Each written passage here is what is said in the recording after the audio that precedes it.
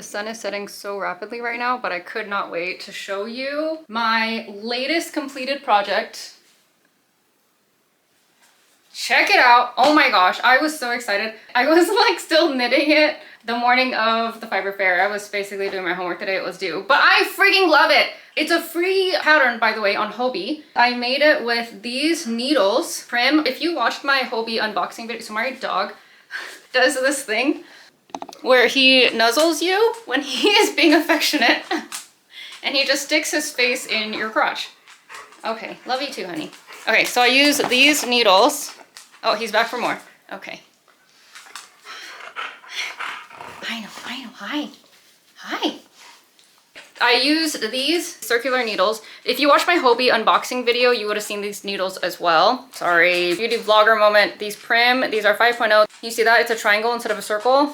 The needle itself, and then there is a bulbous tip. So when I was knitting this on Saturday, so day one of the SoCal Fiber Fair, when I was knitting this, I had actually 2 people point out to me the fact that I was using these needles and the fact that they really liked them. So then one of them was showing my needles to her friend because she was saying that she bought these and she was pointing out specifically the wire, and she said because of this material, it doesn't twist. And she's right, the wire here totally stays straight. So I don't know about the bulbous tip versus a straight like needle tip. I don't know, I'm a fan, I guess. I don't know that I totally could tell the difference because I am not that experienced of a knitter, but I would recommend these certainly.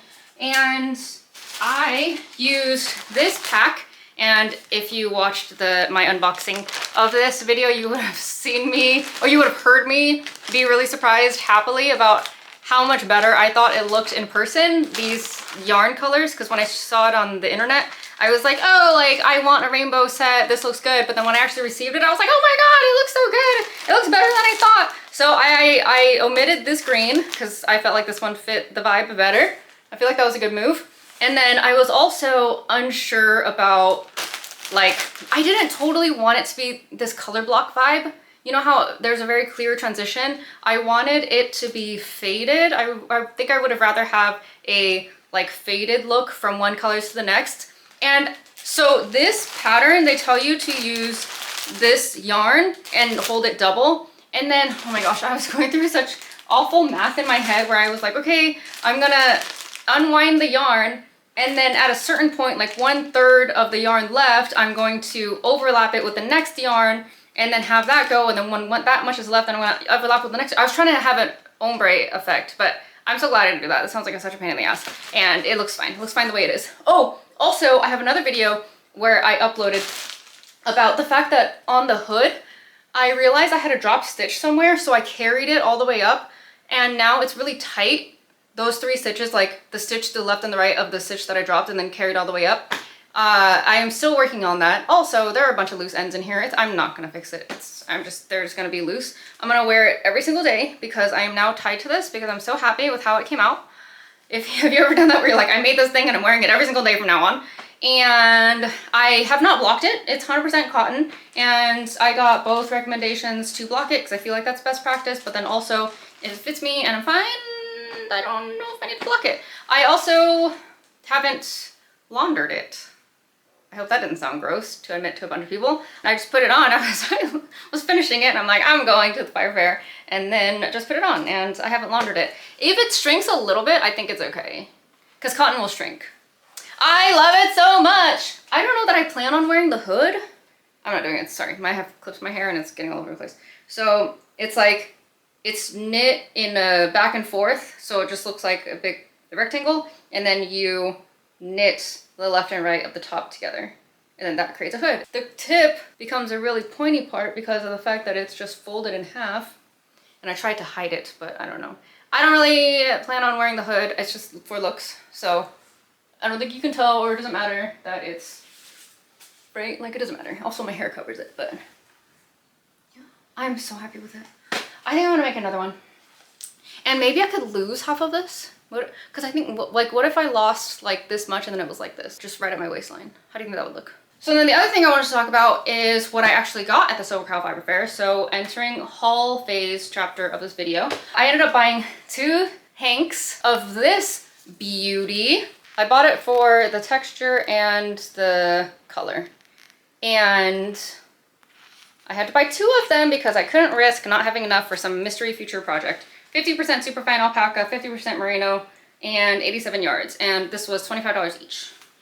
So then the next thing I bought after that was this from Buku. I've been meaning to go to Buku, but I think they're in Laverne. I just haven't stopped by. This is beautiful boucle. Works up like a DK. Got some good advice on how to use it. I'm thinking about, because in some, they had some examples hanging in their booth, and it was like a black cardigan, and then the pattern worked with the boucle, but not this exact one, but a different color scheme, like a red one. They had like plants or flowers type woven into the cardigan. So I might do that with this. I'm seeing something like black outline stained glass type of thing. I don't know. This one was $30. It is in the color macaroon, 100% super wash merino, 240 yards at 100 grams. I also bought these stitch markers that are kitty themed. Aren't they so cute? Oh, and there's a bear here. I have my gothic kitty nails on, so they kind of match. Since we got a new kitten who I have to introduce you to, I'm kind of in a cat phase. Oh, there's a bunny. My bad. I thought these were all cats. I don't know that I will ever buy these type of stitch markers again because I have a hard time keeping the latch open. I don't know. I feel like I maybe resonate better with the ones that are easier to loop into a project or something. I was having a hard time with this one, but these are super cute. I also got a sticker. It's so cute. Unicorns, colorful, rainbow, totally my thing. And then, funny enough, I got this one last year. I don't know if they were from the same place, but I got this one last year. Thought it was a worthy mention because it's kind of the same vibe. I don't think they're from the same place. And then I want to lastly talk about this other thing that has to do maybe with a little bit of ethics. I did kind of leave the fiber fair in a negative. There was just kind of a gray cloud hanging over my head because of another thing that I bought. I recognize that I'm the idiot here. I got duped, and I don't know what the right words are, but in short, I bought something at the fiber fair from a vendor, and then I later found that exact thing on AliExpress. And it's very clear, like, I'm like nervous even talking about it. I'm annoyed at myself because I knew the signs enough to, when I was picking up the item and I was approaching the person to pay, I said, oh, did you make all of this? Because, like, look, I saw the red flags and I asked because I thought it was a lot in quantity. And the other thing is that the item that I bought seemed cheap for what it was. So I asked, I'm like, oh, did you make all this? And she goes, my friend's mom makes it. When you're in the zone and you're there and there's like so much going on, I didn't feel like I could just reverse image search the item then and there, even though I totally should have. I slept on it, and then I was upset enough and felt duped enough to go to the organizers of SoCal Fiber Fair, and I asked what their policy was about having vendors sell items that are purchased from AliExpress. I specifically said finished crochet items bought from overseas. And then I got an answer I didn't like, which is that they don't have a policy against what they can sell. The only restriction that they put on is if it's offensive. That's the only restriction. And I didn't like that answer, so I asked again. I'm like, wait, so a vendor here could be selling something from AliExpress? And she said yes. So the vendor did nothing wrong. I had thought that there would have been a clause in the vendor agreement to sell at SoCal Fiber Fair that says your handmade items have to be, your finished pieces have to be things that either you made or someone you know made, or it has to be from somebody within your business. It just shocked me that we are okay selling items from AliExpress. One, to support local makers, but also to not exacerbate, you know, all of the ethics around what might be poor labor practices. And I also want to be clear, I understand how commerce works. I understand retailer and supplier relationships. I understand that you buy things, you as a retailer, you buy things from a supplier and then you sell it to the end customer.